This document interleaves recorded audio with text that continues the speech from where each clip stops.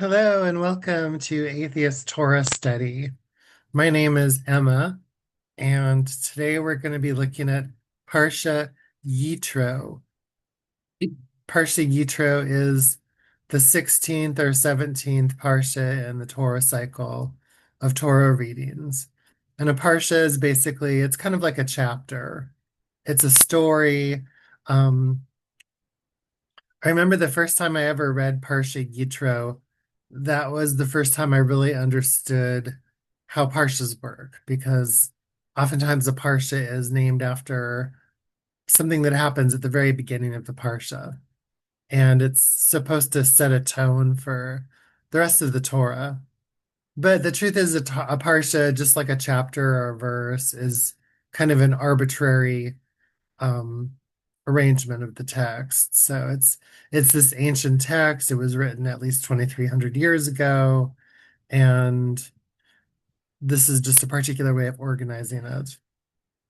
Anyway, so my name is Emma. I'm an atheist, and I'm also a Jew.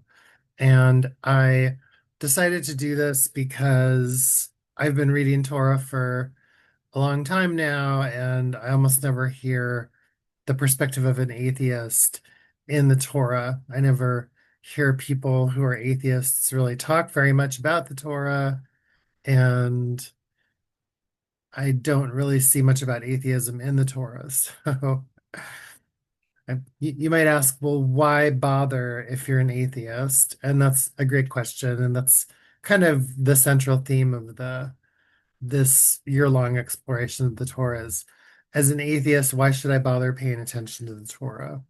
And so far I've come up, I mean, I've this has been a journey of self-discovery too. Like so far I've come up with I do this because I was indoctrinated in it. And that seems to be the main reason, actually, is just that I was indoctrinated into monotheism. And so I've I've always had a monotheistic brain. Um, and then some of it has to do with childhood stuff. And so I did a little bit of psychotherapy as part of this Parsha series. I realized that, when I was young, I mean, my response to being bullied was to really attach to religion and attach to the idea of a God. And the idea of a God somehow gave me comfort because it helped me deal with the profound feelings of social isolation that came out of being bullied. And then that's why it was so hard to lose my religion because um, that was sort of like my way of surviving childhood was attaching to religion and attaching to the monotheistic God that I believed was real.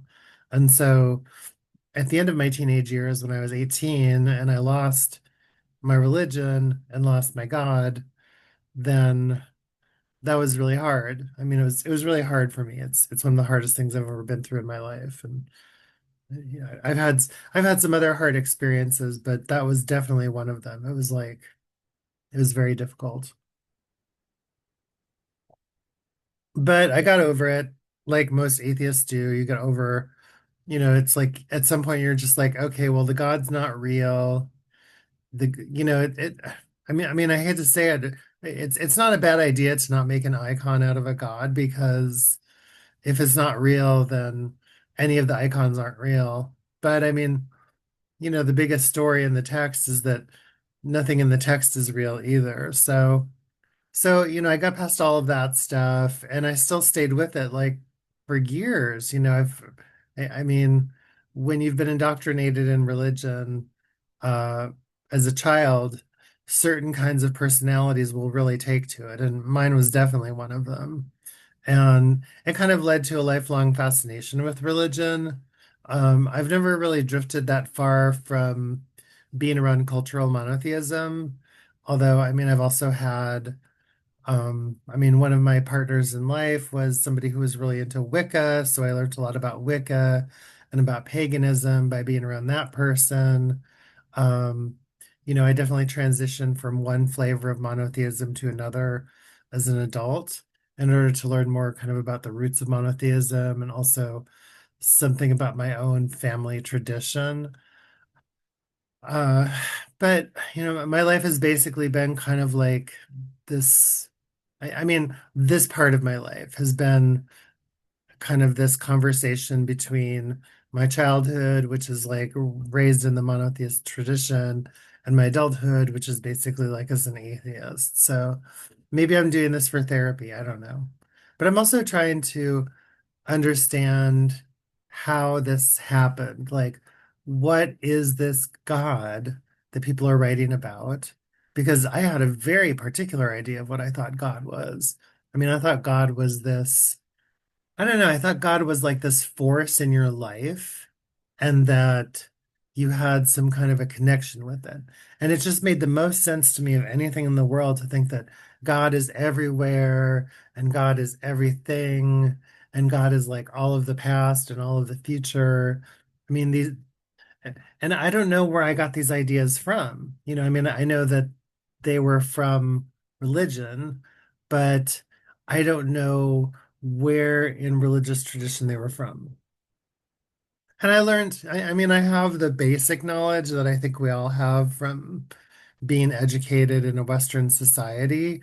I mean, we have this idea that like in the past, things were more primitive and people saw the sky and, they felt the thunder and they that somehow was a mystical experience for them, seeing something that was greater than themselves, and that like made them sort of believe in a god. And then over time, civilization came along, and civilization created these gods that, helped to benefit the society. And now we're in modernity, and we've had Nietzsche and Kant and Descartes and the postmodernists, and now we're like, kind of we've had at least 2 centuries of science, 3 centuries of science, and we've had enough time to have this new kind of secular society where people sort of do religion, but religion's sort of like this optional thing that you do, and it's like it's part of the side of your life. And I'm just like, I just want to know like where in the hell did all of this stuff come from? And it may not be that studying the Torah is where I end up with this. I mean, I've been studying the Torah for about 10 years, and I have to admit I really like it. I mean, I don't know 100% for sure if what my grandmother told me was true or not. Like my grandmother told me that our family was Jewish, and I did find some Jewish ancestry on her side of the family. But I mean, just like a lot of people who are American, I mean, I'm a little bit of everything. I'm like kind of like 5% of like, you know, like 5% of everything. So, I mean, I don't think that, and plus you have to ask yourself, like, so what if you have some genetic heritage that doesn't really mean anything? I mean, every person who's born could be one of like 200 million different combinations of things because when you're born, that's how many different potential genetic combinations might happen in any conception. And then let alone what happens to you through, your environmental exposure. So it's like, I don't know that I really believe that there is something essential about anybody in any generation. I mean, that's more of a question so for biology. I mean, I think the science says pretty clearly that a lot of genetic traits are very strongly inherited, but I just don't know if I think religion is one of them because I don't know if I believe that there is a genetic strain of religion. But I mean, so anyways, getting to Judaism, I mean, there is some of that in Judaism, though. I think there's definitely this feeling that, um, that there's this something that you get from being born to somebody else who's Jewish, like that you're passing and it's like it's not really there's nothing I mean it's not really scientific is what I'm trying to say. I mean part of and I've always wondered about this too. I'll get to the Parsha in just a few minutes, but I've always kind of wondered about this too because most like Jewish people came from the Levant. And it's like if you've ever been to the Middle East, I mean, everybody in the Middle East is very brown. They're very dark skinned and they have really beautiful, beautiful skin and dark hair. and they look very Middle Eastern. But I mean, if you've ever met Ashkenazi American Jews, or who came from Eastern Europe, they're all white, I mean, very white. Like they have red hair sometimes, blue eyes, and there's I mean, these are not people who descended from Middle Eastern people. This is and anyway, so it's kind of fun. So I've been dancing around this the whole time, like really trying to get into the Parsha, but the Parsha itself is actually about that. So it's Parsha Yitro. And getting back to like what I was talking about at the very beginning, like why do I do this still? And part of the reason that I do this, it's not just to have a conversation between my atheist adult self and my monotheist childhood self.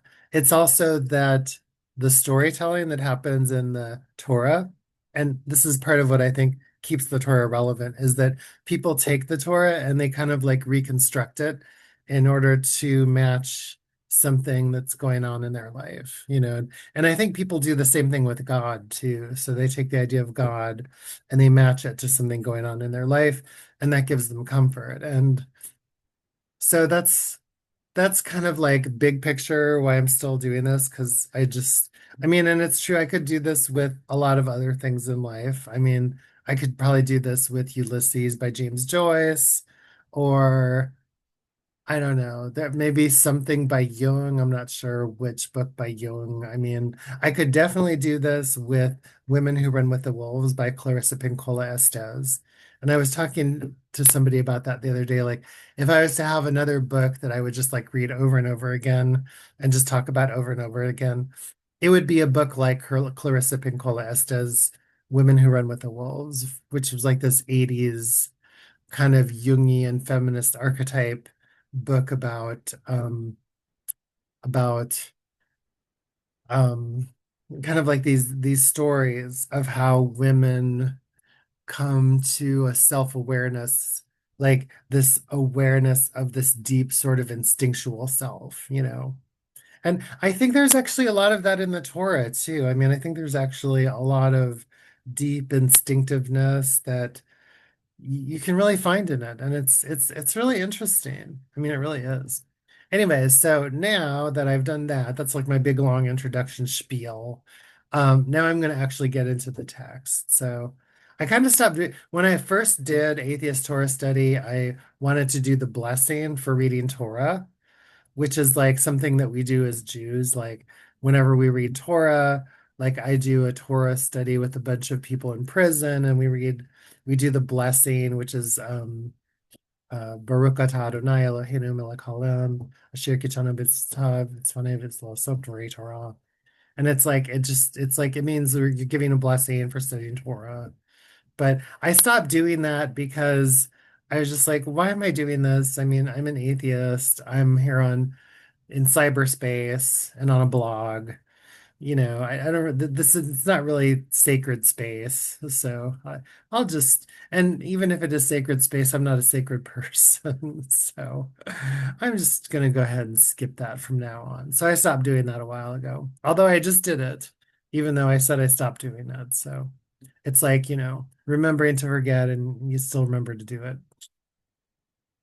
Anyways, so now I promise for the next 40 minutes or so, I'm just going to talk about the Parsha. And I'll try to do as much as I can about the Parsha. So first I'm going to give I just gave an introduction to why I'm an atheist doing something about monotheism. Now I'm going to give you a long introduction to the Parsha. And then if we have a chance, we'll read some text. So this is Parsha Yitro. And Parsha Yitro is this story about Jethro or Yitro, who's like, so I guess he's Moses' father-in-law. And it's like, I don't know if he's really, I mean, I don't know why somebody decided to write a story about a father-in-law, but they did. So this is a story about the father-in-law. And the father-in-law, it's like, so Moses is out in the desert. He's already like accomplished this amazingness by completely defeating Egypt and leading all of the Hebrew people out of slavery and out into the desert. And now he's out in the desert, and who knows? Maybe the writers thought, oh, we need to tell more about the family side of Moses. So let's bring in his father-in-law, So here's his father-in-law. He appears, and this Parsha is named after him. It's named Yitro. And it's like, I don't know what kind of a person Moses' father-in-law. We never heard about this man before, and we'll never hear about him again. And yet, right here, he's a person. So, according to some of the understandings that I think have been told over time about this particular character in the Torah, he was a Midianite king or a Midianite priest, I think. So he had a foreign religion. And but so I think that part of what the story is trying to tell here is that here's this Midianite king or Midianite priest who comes from another tradition, but Moses married his daughter and had children with them, and we'll get their names in a little bit. And so, Moses, who's like the leader of kind of it's really kind of a new religion. I mean, it's an old religion. I know that in the story it says, well, it's an old religion. This is the religion of the patriarchs, and this is the God of the patriarchs. But it's really kind of a new religion too. So it's like here's Moses, who's the leader of a new religion, but he starts off his reproductive life by marrying somebody who's from a different tradition and from a different religion and having children with her. So, he didn't even bother to marry a Jew. He married somebody else. What's that about? And now his father-in-law is coming and giving advice, and he's not even a Jew himself. And he's advising Moses on how to run his society. So that's like the first part of the Parsha. It's like it's trying to tell this story about how it's trying to tell this story about how uh Yitro comes and does everything that I just said, and it's trying to reconnect Moses with his children so that, he's not just Moses, but he's also a family man. Although Moses is never really much of a family man in the story. He's not written as a family man. So he's not the same kind of person as, say, Jacob.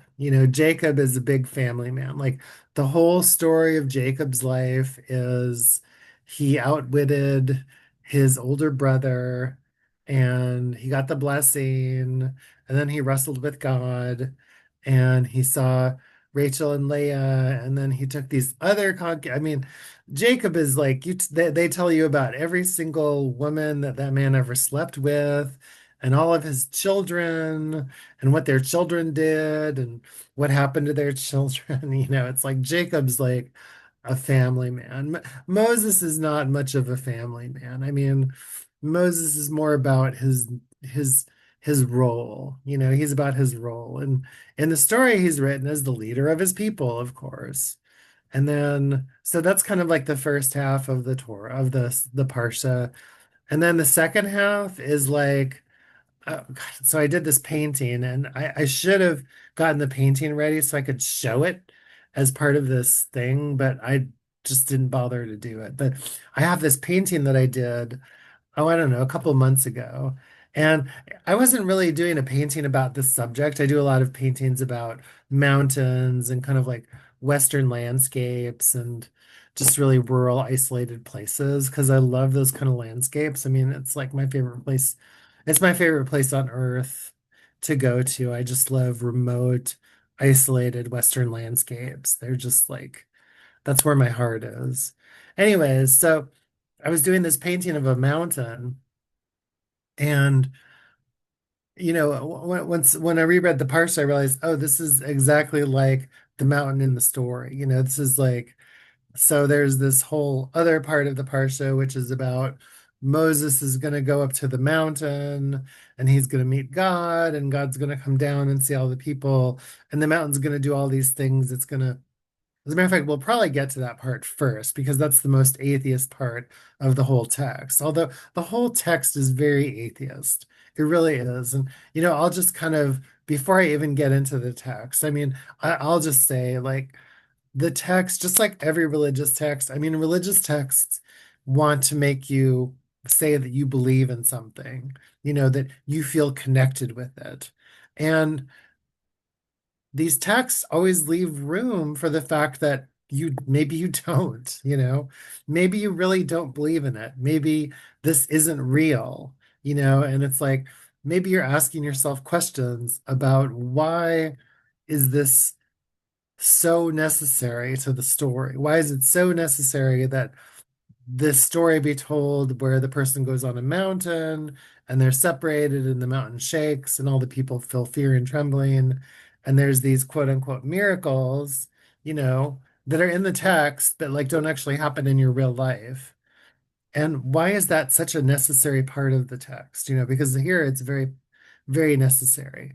And, it's like nowadays, I think if somebody was writing a new religion, like if AI wrote a religion or something, I don't think it would do the same thing. I mean, I think that at the time that this was written, I'll get into that. Well, no, I'll say it now. Okay. So at the time that this was written, I think that it was looking at conventions that were existent in the surrounding culture around it. And it took references from some of those mythologies that were going on around it and reinterpreted those mythologies in order to put forward this idea of a monotheistic God. I mean, the thing that's really unique throughout the Torah is this emerging monotheistic consciousness. And the kind of the emerging monotheistic consciousness is kind of what is the single line through the text. And, even through all of the Tanakh, and then even into the Christian Bible too. Although the Christian Bible, another really big revelation, like for me, a big insight that I had when I started doing my atheist Torah study was I didn't realize how pagan Christianity was. And it's like, that was kind of like a big reveal to me. I was like, wow. So, I mean, like the tradition that I practice and the one that I go with doesn't have any kind of there isn't any like honestly the tradition I go with is atheism. So in atheism none of this means anything, but the tradition that I really study and the community that I'm part of, let me put it that way, the Jewish community that I'm part of, like there isn't any kind of there's this like God had a son and God became a human being. It's like that's pagan. And it's like it took me a long time to really get that because I mean, I've been raised in both. I mean, I've had both traditions as part of my life experience. And so to realize that, oh yeah, the Christian tradition is very much about like it's this incorporation of paganism into this monotheistic strain, this monotheistic tradition. So it's like the monotheists like over time like created this sense of what a god is that's completely removed from anything that might be pagan. And then this much larger kind of imperial religion takes it over, after kind of it incorporates it into itself the way that these colonial religions did throughout the Middle East. And so part of why I still continued to study this atheist Torah study stuff and continue to use Torah was just so I could really understand what were the forces shaping the text. And by understanding the forces that shaping the text, it gives the text a lot more meaning to me. And so I'm able to kind of understand how the text is so similar to other texts. And it gives me a lot of insight into my own culture. So, and when I talk about monotheism, I mean, I'm not just talking about the religion, I'm talking about the way that the religion has influenced everything about the society. So, in addition to discussing this monotheistic religious expression, which is dominant in Western society, I'm not just going back and examining the idea of what a God is, but I'm also kind of questioning the idea of what a society is, because I think that the society is really rooted in this tradition. I mean, it can't it really can't help itself. I mean, it's so rooted, and the conventions of what we think of as normal, this is such an incredible subtext to that. So, I mean, not that everything about how we live our lives today is like this at all, because I mean, I live my life very, very differently from the text, because the text is, I mean, even though I was raised in a monotheistic tradition, I also got a Western education. And, getting a Western education, there's enough that's preserved in how we choose to educate our children that they're able to understand science, and they're able to understand culture, and they're able to understand mathematics. And, we're able to have so much more understanding of what it's possible for human beings to do than this monotheistic religion really ever imagines, because most of what we do now, this religion doesn't address anything about it.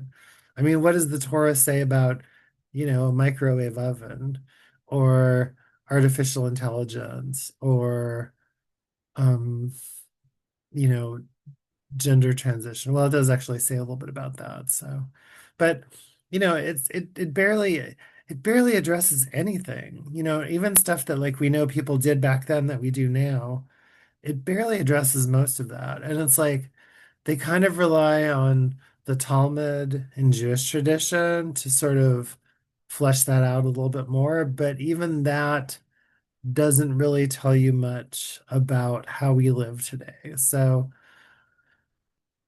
this is a text that's frozen in time. It's it's a core sample, it's an archaeological dig, but it's also something that we've carried with us all the way into the 21st century, all the way into modernity.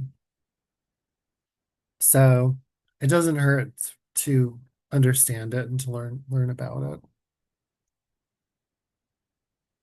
And I'm kind of a geeky person, so I love getting into details. So I want to read. Oh yeah, and then the end of the parsha is sort of like what is it? It's the Ten Commandments and some other religious stuff. So we'll definitely get into some of that too, because there's just so much great content here for an atheist. Because you have to ask it. So another question you might ask is like, well, where do the it's well in the way that I was raised, we called it the Ten Commandments, but it's not really the Ten Commandments. It's actually just a whole section of the text. In Jewish tradition, we kind of call it like it's the holiness code, and it's a whole section of the text that talks about what to do if you want to be a holy person, and what to do if you want to be sort of a like if you want to be an ethical person. And right away you jump out of the text and into modern life, because you get to ask yourself, what does it mean to be an ethical person? And that's part of how I think I know enough about Jewish tradition, and I've known enough Jewish folks in my community to understand over the years that one of the things that's kept Judaism like incredibly relevant. And I think, the other monotheist traditions are the same too. I think that Christianity and Buddhism are the same. Like part of what keeps them relevant is this idea about what you do in your life to be an ethical person. So, how do you do that?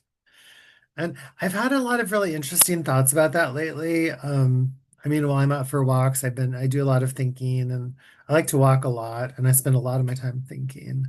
And I've been looking around at the world around me, and sometimes I think that morality doesn't really exist in our world.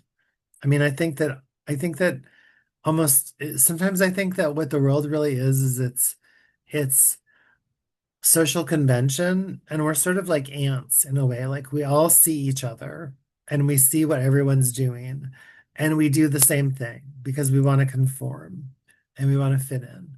And we've taken everything about what we think is normal based on what we see everybody else do, and we've internalized that to know that that's what we're expected to do. And because I think that that's, And the reason that I think maybe that's true is because I mean, I think that what really drives us is actually just our basic raw evolutionary instincts. I mean, I think our evolutionary instincts are the foundation for anything that we do, even as highly educated, civilized, Western, Eastern, Northern, Southern human beings. It's like our evolutionary instincts, which drove us for 3 million years as we grew and changed as a species, and drives us going back 500 million years to the beginning of life on Earth. That's got to be where all of our morals come from and where our social conventions come from. It's got to come from something in our evolutionary foundation, in our genetic expression, and in our, I mean, our social conventions. And I think that, from the point of view of evolution, it doesn't really matter that much exactly what our social conventions are, as long as we breed and reproduce and survive and change. We do have to change too, because that's just part of what evolution does. But I mean, as long as we do those things, then in a lot of ways, I don't think it really matters that much exactly what our social conventions are. So we can have almost any sense of social conventions, and whatever those social conventions are, I'm pretty sure that's what our morality would come out of, or our understanding of our morality. And so, in a way, what monotheism is monotheism is a way of creating the broadest possible religious expression to meet with our evolutionary function. Because monotheism is like a way of creating a set of social conventions that is normalized and that can be quickly understood by a universal population and becomes some kind of narrative basis for how we understood how we did this before.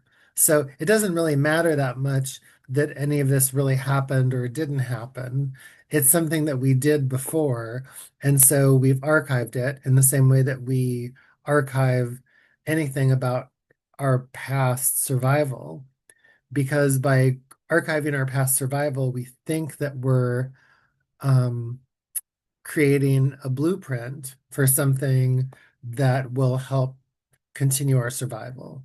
And so by doing that, we're really reproducing our essential evolutionary function. I mean, because that's what we do genetically. I mean, every generation is built on the tree of life, and it's built on the subtle variations that are encoded in our DNA that over the course of hundreds of millions of years have led to us. And so, so like, I'm not trying to say exactly that we're mechanistic, but I mean, when I look at how we move as a species, and like just when I look at society, I mean, I see that things subtly shift this way or that. I mean, first of all, like whatever morality is, it has like some big foundational base that's like basically everybody's like, oh, that's the adopted and assumed social convention. And there seems to be this need, and maybe this is one of the weaknesses of monotheism too, but there seems to be this need to create some kind of baseline pattern that like everybody follows.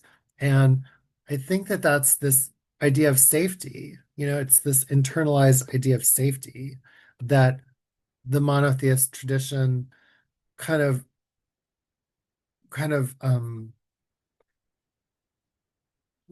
uh um, that the monotheist tradition reveals. That's not really the right word. Resembles is a better word. Um, Anyways, I'm really wandering a lot. I have a lot to say. I really do. I always have a lot to say. Let's read some text before this is all done. Okay, so I'm going to start with the part where Moses goes up to the Yitro is interesting, and there's a lot that we could talk about in Yitro. But I want to start with the part where he goes up to the mountain, because to me, that's the most interesting part. So this is So one of the thing I do a lot of things to prepare for this. I really have fun preparing for this. And I do a feminist analysis of the text. I always do an atheist analysis of the text. Sometimes I'll do a Jewish atheist analysis of the text. And then I'll also try to like look at the archaeology of the text and this idea. I was at this art opening last night. I was talking with somebody I knew from a different synagogue, and she's kind of a history nerd like I am, really interested in the history and the archaeology of the ancient Near Middle East. And so we were talking, um, and she told me a couple of things that were really interesting. The one that really interested me the most was actually about a book that we'll get to in about 3 or 4 months, the book of Devarim, Deuteronomy. And she was talking about how it really exactly resembles an Ugaritic text, like Ugaritic contracts that happen between like the king and the people or between different parties. They would have these really, really long contracts that like said everything that they had to do. And it was written in cuneiform. And I guess that in the city of Ugarit, which was she showed me where it was. It's on the coast, it's part of Syria, but it went extinct around the time of the Sea Peoples, which was like 1100 BC. So that was really interesting to me that an Ugaritic text that was written in around like maybe 1200, 1300 BCE would inform the Torah, and it's even more interesting because I am like way, way out there. I'm way off in terms of like my own understanding of the Torah because I mean so one of the things that so in my doing preparation for this particular Torah study and looking at this text, one of the big revelations to me that I got from looking at places like History Valley and listening to um, some different professors who are authors of mythicist texts, which is mythicism is this kind of strain of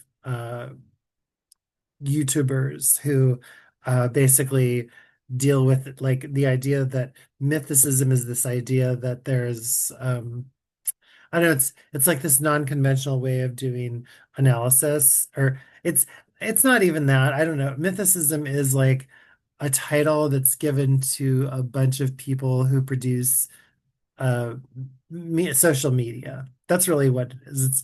It's a term for a bunch of people who do social media who are really interested in various esoteric and ancient religious texts and trying to decode and analyze them using some tools of biblical criticism and having some. So it's people who know enough to know a little bit and who also talk to people who know more than them, usually scholars. And then they create social media. That's what a mythicist really is. So it's an amateur like me, although I'm not a mythicist. It's an amateur who creates some social media where they explore different things that really interest them about ancient religions. I think that's a good term for a mythicist. And the only difference is I don't talk to anybody. I just talk to myself. That's part of why I'm not a mythicist. I'm just this person sitting in a room talking to myself. So but I just have so much going on in my head all the time, thinking about all this stuff that I needed to put it down somewhere. And that is actually the reason that I started Atheist Torah study. I'm going to incorporate this into the rest of my introduction from now on. The reason that I started doing this atheist Torah study is because I've been going to Torah studies for 10 years, mostly at my synagogue, but also at other Torah studies. And I always have so many questions, and I just talk and talk and talk all the time. And it's like I just can't stop talking about the Torah and all of the questions that I have. And I finally decided, well, rather than bother everybody with everything that I have to say, why don't I just make a video where I talk about it instead? Because then I'll get to really explore my ideas and think them out. I mean, I write them too, and I think about them, but there's something about getting to talk about it that really means a lot to me. So that was part of why I did this. That was actually the main reason I did this. And I'm finally admitting it to myself. That's the reason I did this, because I just need to talk. So, anyways, one of the things that I learned about in the last week of doing my studies about this stuff was that so there's this one author, and darn, I need to start writing people's names down, but there is this religious scholar who is from South Africa, and he just died recently. And he was on History Valley with Jacob Berman. And it's like, Jacob Berman, I don't know how I really feel about him. I mean, I don't know. But he's got some great guests on. He really does. Although recently he told me that Joseph Atwell was a Holocaust denier, which, oh my God, I can't believe it if that's true. That would be really shocking. I'd like to get a confirmation of that. It doesn't like undo his ideas for me, because his ideas about the origins of the New Testament, to me, I mean, then the origins of the Christian text are really interesting to me in the same way that the origins of the Jewish text are. But he had this scholar on who was basically talking about how he thought the Torah was written in, he actually had really specific dates. Like he thought the Torah was written in 278 BC. And he thought that the Torah was written in order to create a religious nationalism, like to have this new idea where a religious nationalism is kind of like imposed on the entire culture. And this religious nationalism would be something that was created by the king and was followed by the people. And so people were basically told, like, here's your text, you need to adopt it, and it tells you the things that you need to do. Um, I mean, this is kind of his theory, and it's like I'm sure it wasn't just his theory, but it was kind of interesting. I'd never heard it before. That's what I love about. I mean, like I've said in previous podcasts, History Valley is like the weekly world news for people like me. I mean, it's like it's a lot of the stuff you really have to take with a grain of salt. It's not really believable, but it's kind of fun to think about, and it's kind of fun to explore. Anyways, so in this particular hypothesis about how the Torah was created, it was created, in the third century BC, and it was created in this environment that was really surrounded by lots of Greek influences. And so you have these people who had a lot of exposure to Greek ideas because of the conquests of Alexander the Great, who, basically went across the entire Middle East and Hellenized it. And so, I mean, there was a lot of Hellenization going on.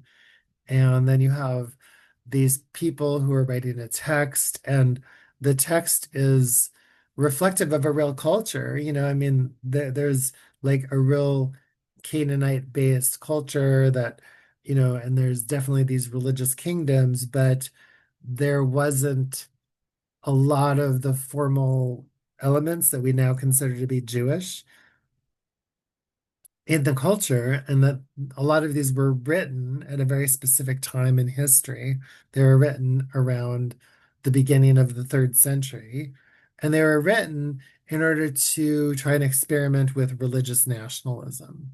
So for this author, and God, I'm sorry, I can't remember his name, but for this author, his theory is that the Torah is a document about adopting a religious nationalism. So it's, and to me, that doesn't seem like such a stretch. I mean, there's all kinds of, there must have been lots of religious nationalism already, but maybe not quite the way that it's understood in the Torah. I mean, the Torah, like, in the Torah, the God, so in this particular part of the text, the God is very, very interested in the religious nationalist part of the text. So the God's going to be giving instructions to Moses on, well, so in the first part, so that in these two parts, they're really kind of connected too. But in these two parts, like in the first part, this, the Moses character is getting instructions from Yitro, his father-in-law, about how to organize his society. And this is kind of tell so one of the things that I thought about when I was reading about this and preparing for it this week was it made me think about how when we're born, we're actually free. I mean, we're born free. And this kind of stuff, it has to sort of be imposed on us.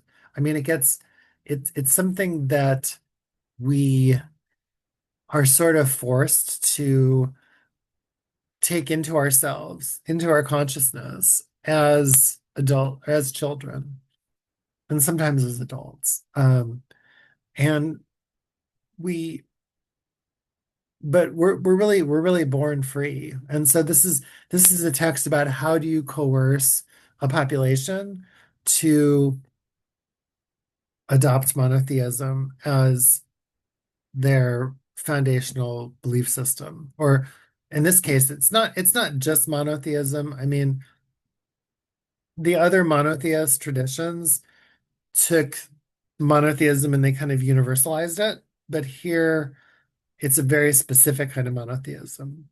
But the idea, and this is why I think, it is kind of interesting. I mean, we don't, so you don't hear anything about the Greeks in the Torah.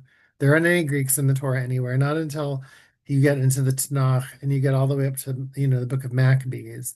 Do you ever hear about anything that's called Greece or Greeks? But there's a lot of ideas that were Hellenized ideas that I think so the idea is that some of these Hellenized ideas were like pushing against this tradition, and there are these people who are like, let's invent a religion, let's create a religious text which has elements of it that we understand because they go way back. This idea of this Ugaritic text that goes all the way back to the 13th century is really fascinating, and how that can be a model. And, there's stuff that goes even way farther back than that in the Torah.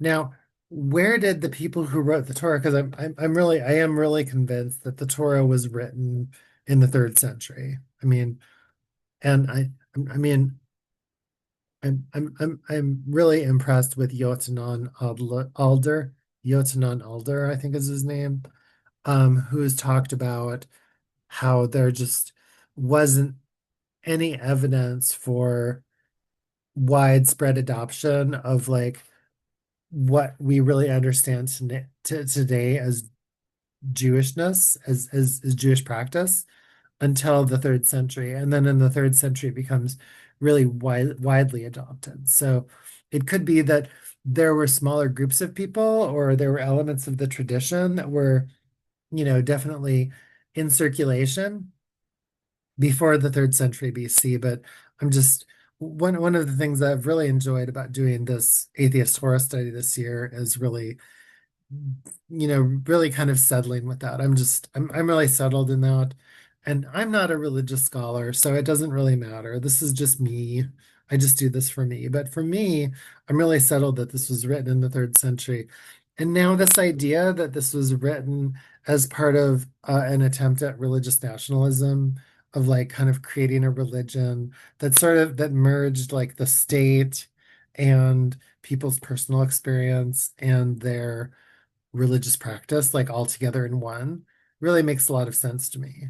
I mean, that's kind of what religion always does anyways. It's not there isn't anything really radically new about saying this. It's just that to have it in a text, it's so clear. So um, I guess I don't know if I'm actually going to get to read any text today. Some of it's really fun though. I want to read just a little bit. So here's the atheist. This is what in the Jewish tradition we call this the Sinai moment. And this is like where so in Jewish tradition, what you're supposed to understand is that this is where like all Jews accept God, and that like everybody accepted God all throughout time. So like it's called the Sinai moment because it's supposed to mean like all the way across time. This is like some sort of a timeless moment.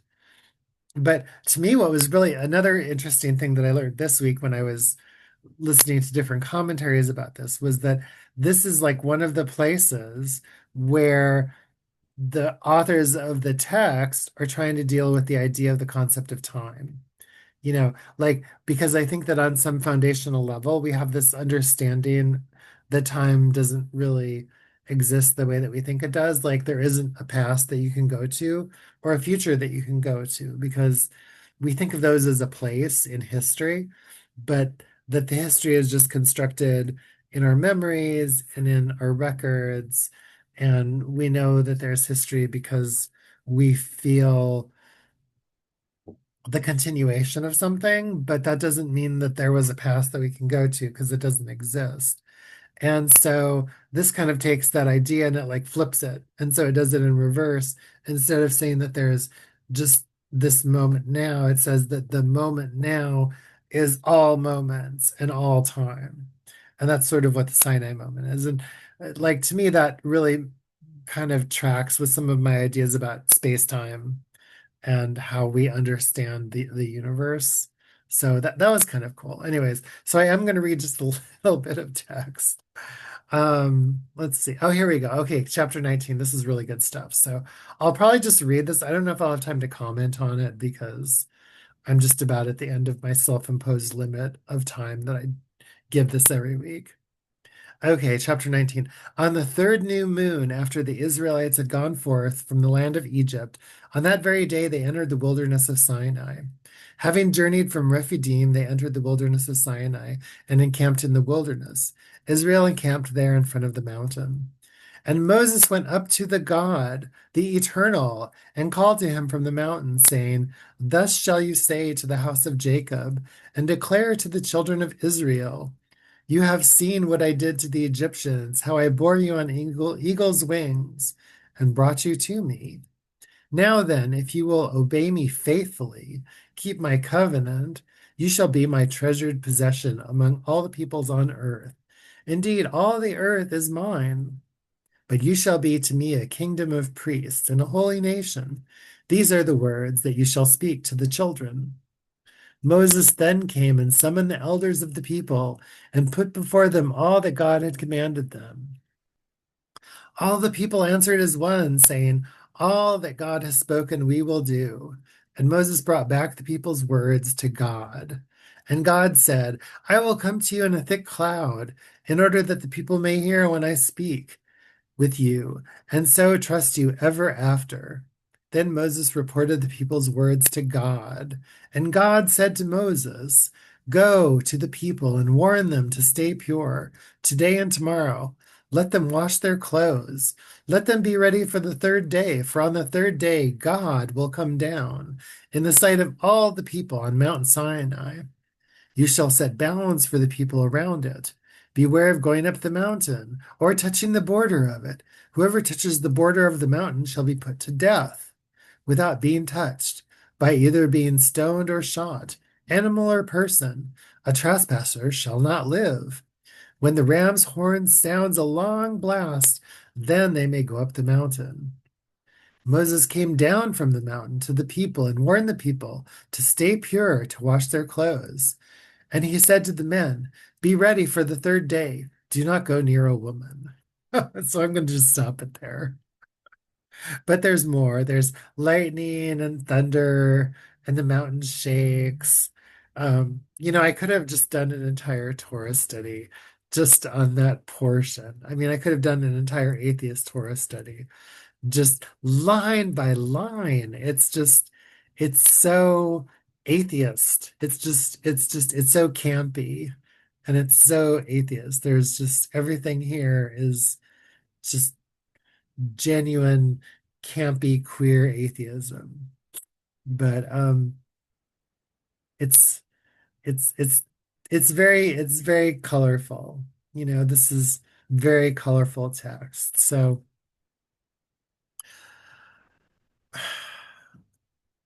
this is the God. This is not quite, this God right here is not quite the monotheistic God. This is really more Baal. This is Baal, Baal. This is the God of, this is this is the God of the mountain, definitely. So here's the God of the mountain, and the God of the mountain is the God that the people are going to submit to, you know, and and of course, in order to really submit to the God, then for 3 days they can't touch a woman. So that's so it's like, well, what about the women, you know? What about the women? I mean, if this is supposed to apply to everybody, then what are the women supposed to be doing here? It's just not, it's not, it's very problematic. This is all very, very problematic. I mean, I don't know. So sometimes I think what's so much fun about doing an atheist Torah study and just about doing Torah study in general is just that so many parts of the text are so arcane that it's it's almost like comedy trying to deconstruct them. Uh, but then some of it's really nice too. So I'm not trying to just put all this down.